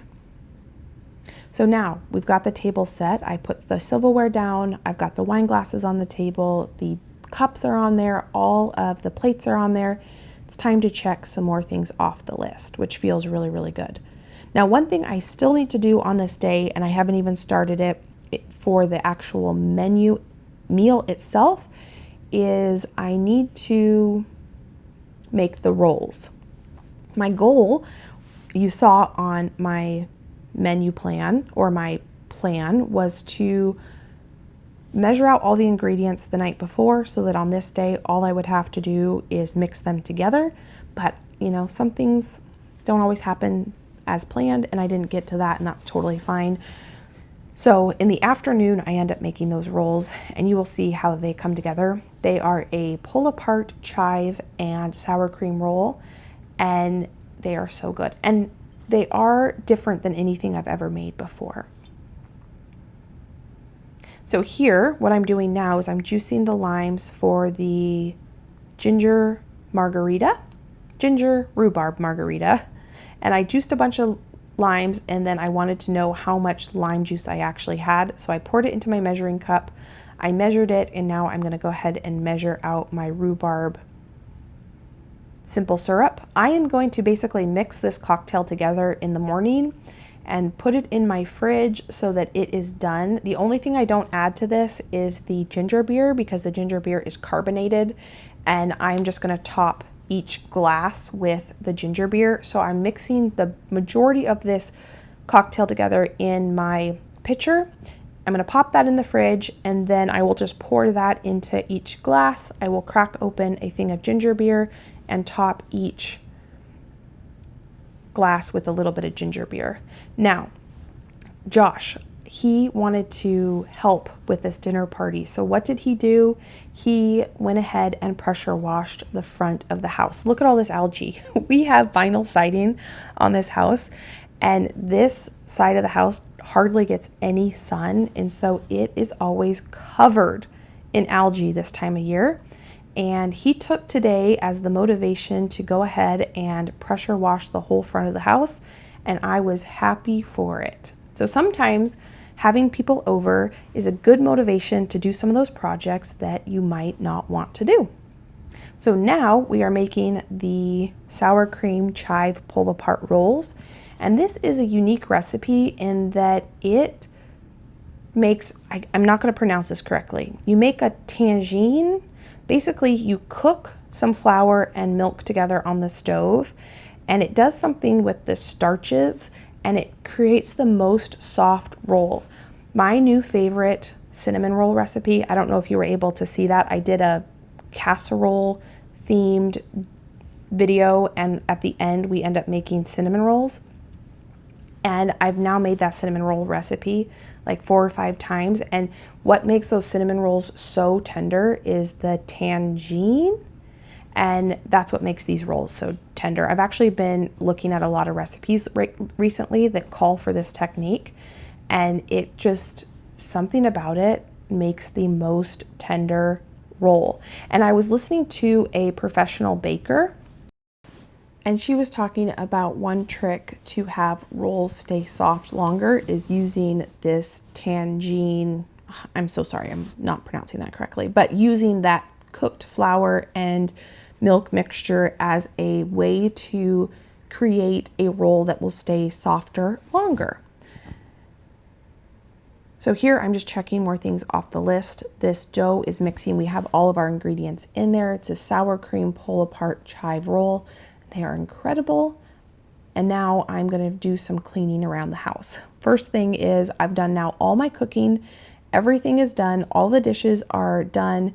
I'm going to go ahead and give my sink a good scrub. I am going to give the counters a good clean.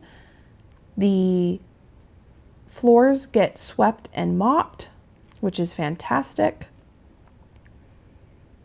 One good thing about having people over is it is a good motivation to sometimes clean a little bit more than maybe you normally would on a Wednesday, because this is Wednesday when we're having them over. Now my dough is mixed. It's kneaded for about 15 minutes. I'm going to put that in the oven and let that proof. And I just found out on this day that my oven has a proofing button. I normally just put my dough in the oven with the oven light on, but I was like, maybe my oven has a proof button. I don't know why I thought to look at that on this day. I did, and it does. And so I set it on proof, and it actually worked really, really well. Now this recipe is super interesting. What she says to do to mix in the chives. So the sour cream is already in the dough. There's 1 cup of sour cream in our dough, and then we now need to make them sour cream and chive rolls. We're supposed to roll this out like you would a cinnamon roll, and then we're gonna put our 1/2 cup of chives into this, or on top of this roll. We're not adding any butter or anything like that. We're just adding these chives on top. These are chives from my garden. Chives grow really, really well here. So this time of year, I never have to pick up chives at the store. I can just pick them from my patio, because I actually keep my chives in a pot on my patio. And now I'm going to roll this up like I would cinnamon rolls. I had to check the recipe a few times because I'd never done this technique before, and I kept thinking, this is new to me. Am I doing it right? And I was doing it right. Now what we're supposed to do is press down on the dough and roll it out, and then we're going to cut the dough into our individual rolls. And these make smaller rolls. Normally when I make rolls, I make bigger rolls, but this recipe, you know, they're supposed to be like these small pull apart rolls. So now we basically have our chives. I wasn't doing my math correct, so I had to think about how to do my math correct, but we basically have chives laminated into this dough, and then we are going to roll our rolls out just like we would normally. But instead of them being plain, they have a ton of chives in them.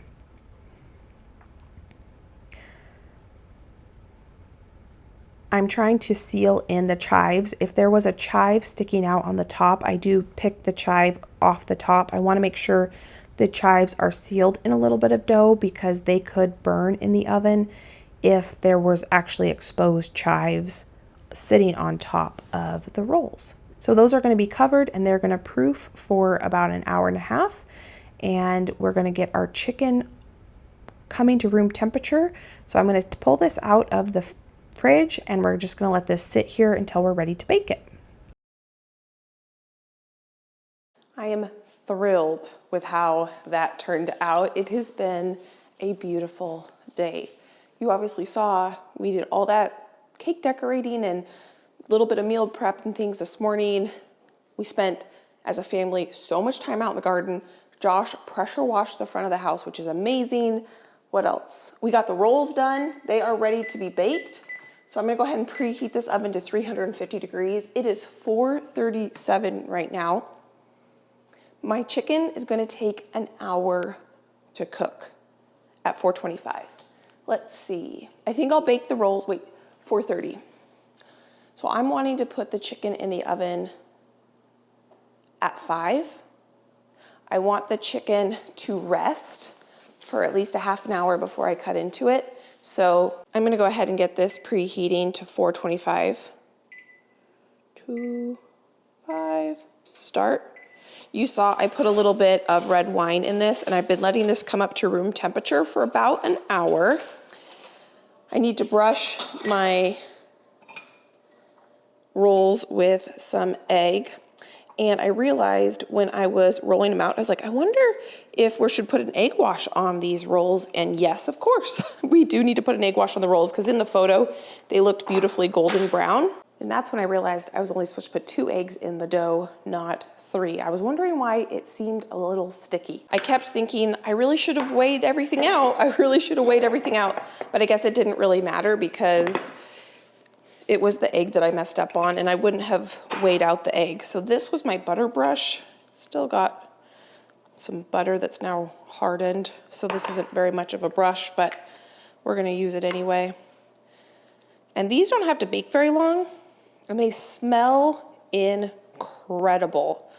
I think this meal is going to be so, so yummy. I cannot wait to see how the whole thing comes together. So I want my chicken to go in about 15 minutes. These will still be warm when I serve them. Josh's friend and his family are coming over at 6, and I said we'd probably be eating dinner at about 6:30. So that's gonna give us about a half an hour for them to come. I'll pour them a beverage, whatever they would like.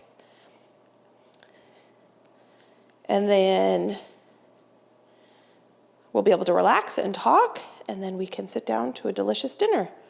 The only thing that's gonna have to be done once they get here, cooking-wise, is carving the chicken, because I am probably going to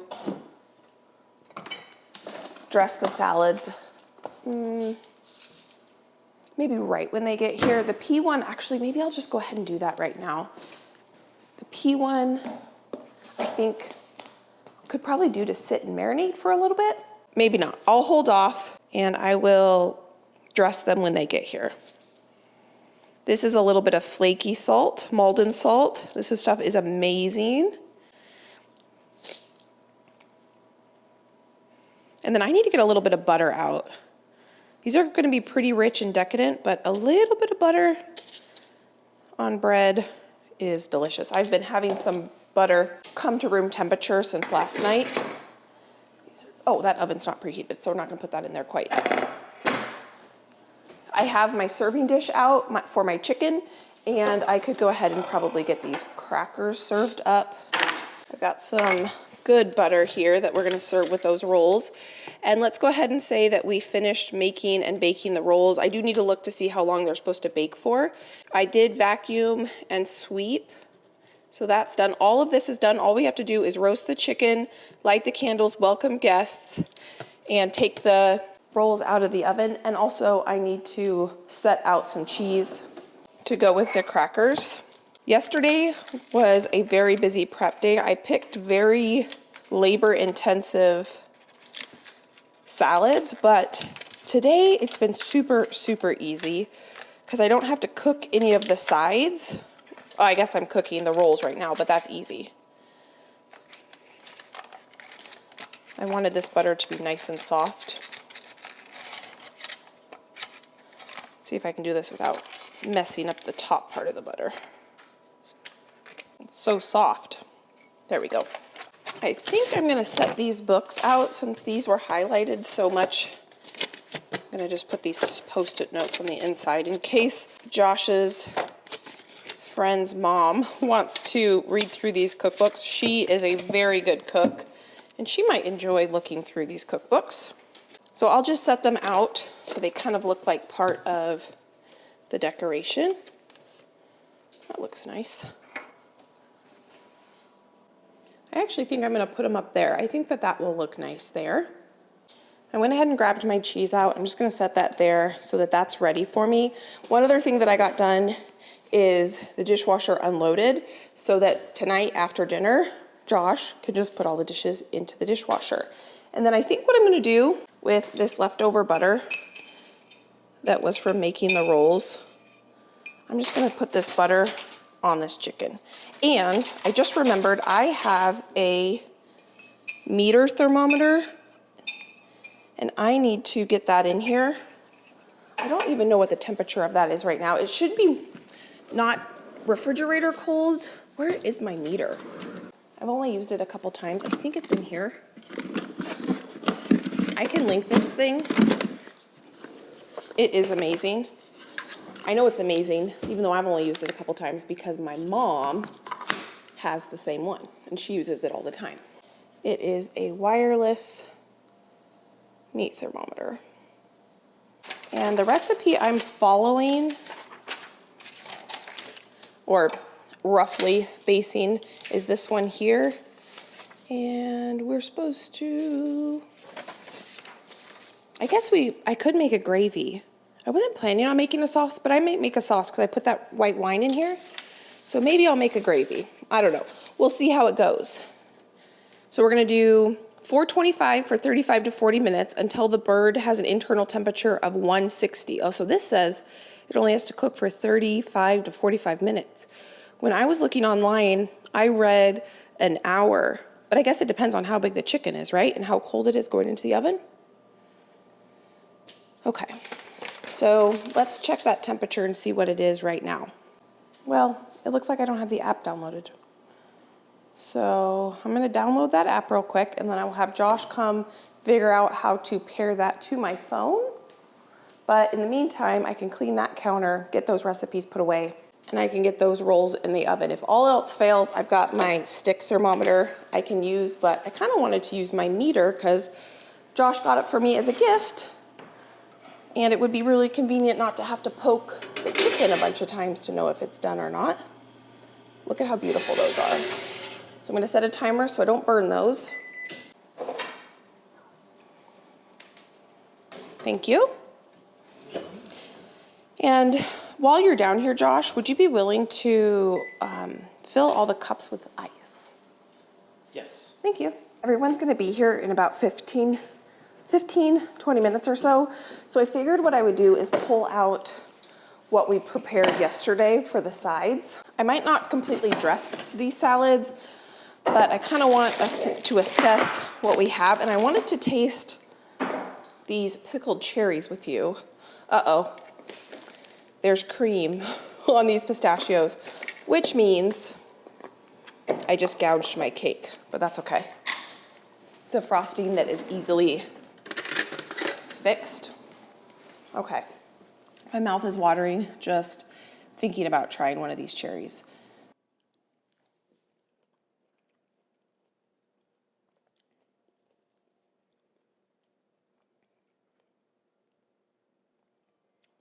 I am not a huge cherry fan. That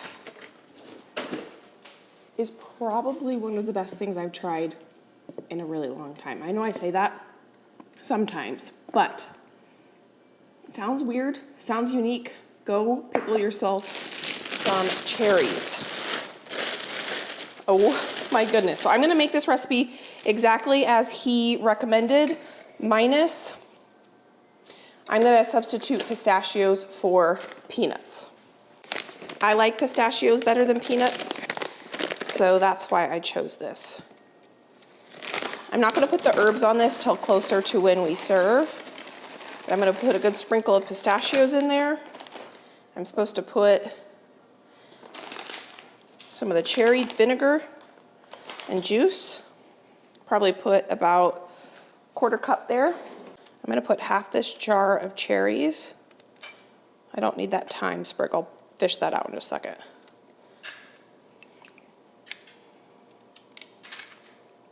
And I think I'm gonna sprinkle feta on the top of this, closer to when it's dinner time. And I'm gonna season this really well with salt, fresh pepper, a good amount of olive oil, and red pepper flakes. Closer to when I serve this, we're gonna put in all the herbs. But here's just an initial taste test once I get this all mixed together. Oh my goodness, that looks stunning.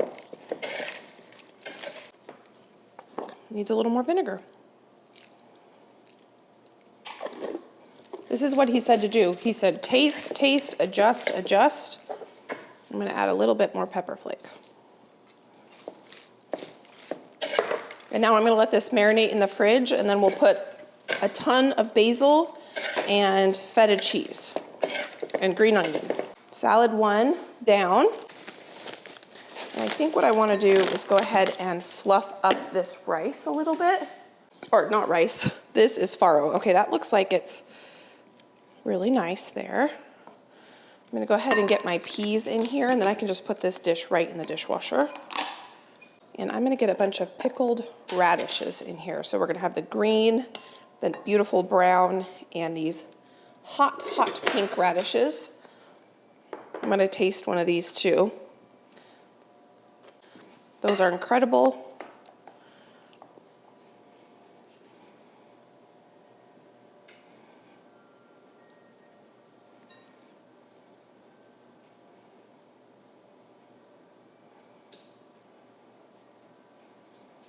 We have our amazing dressing.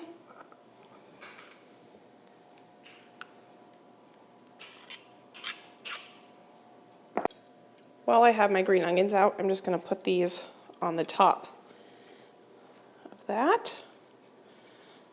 I'm going to go ahead and just put green onions in this too. Might as well use them.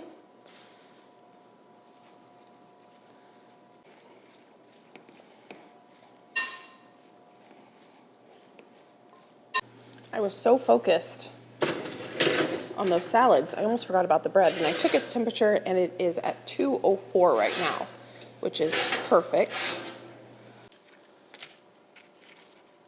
I'll put it in the middle.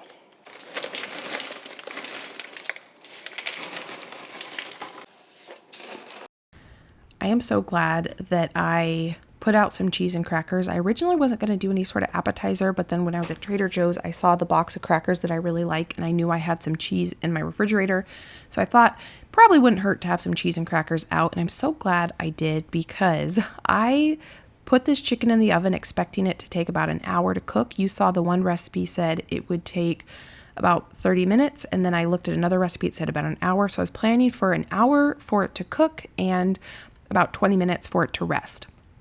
Dinner was supposed to be at 6:30. My guest came over at 6, but I pulled out the chicken at 7 because the meat took a lot longer to cook than intended. So I'm glad that I had some cheese and crackers and a beverage ready for when my guests got here so that, you know, they could enjoy some cheese and crackers. We could sit down and have a beverage and hang out while we finished or waited for the chicken to be finished cooking. And it was really nice having a meat thermometer in it that went to my phone because it actually gave me an estimate of how long it would take to cook. So I could tell, oh, we're not going to be sitting down to eat dinner till probably about 7:15, and I was able to let my guests know, and it was not a big deal.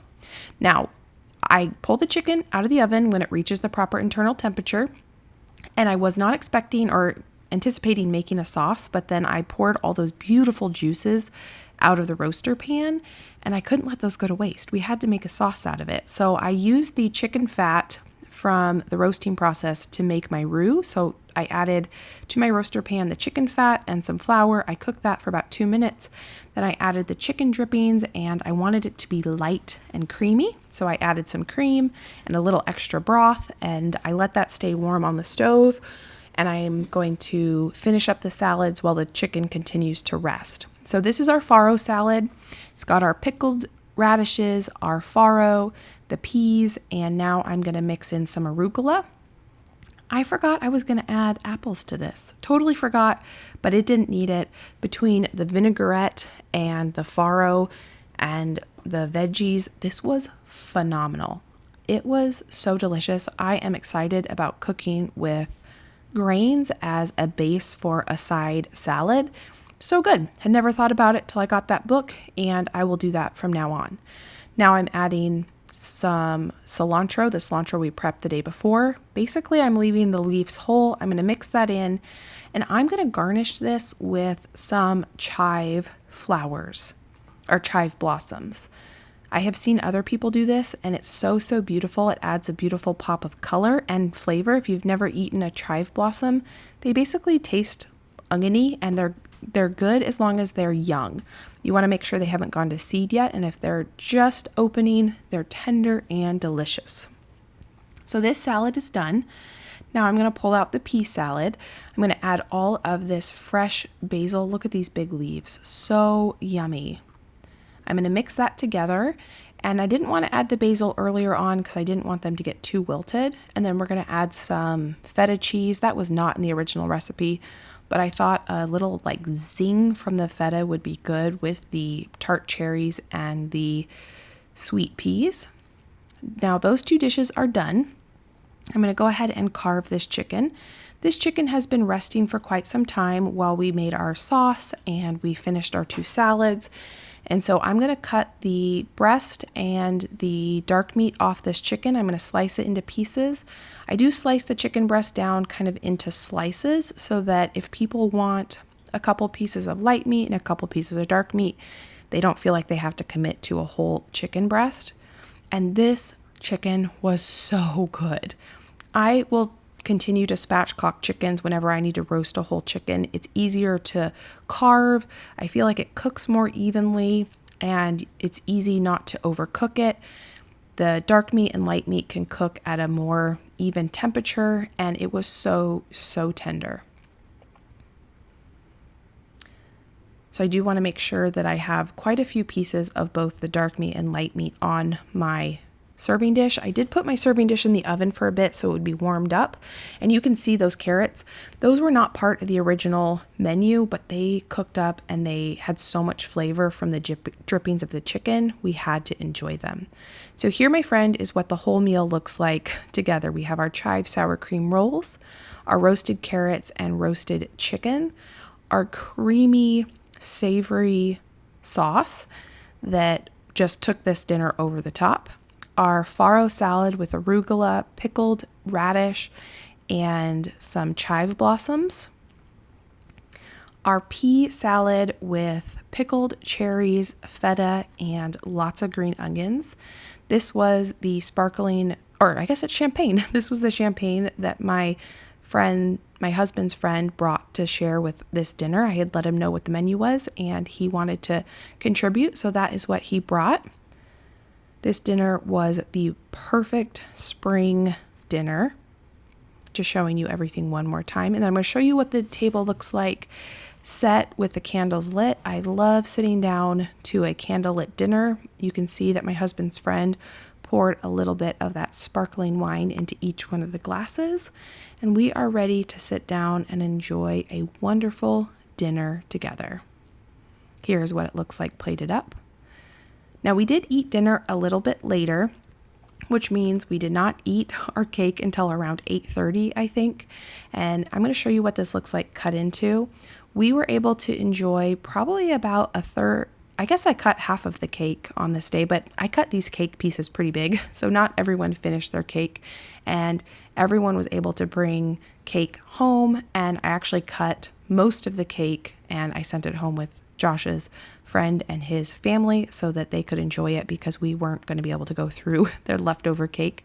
But you can see how the cake kind of created this cool pattern with the rhubarb and the custard cream. This is now my go-to white cake recipe. Everyone just left. That is what the table looks like. I am going to bed.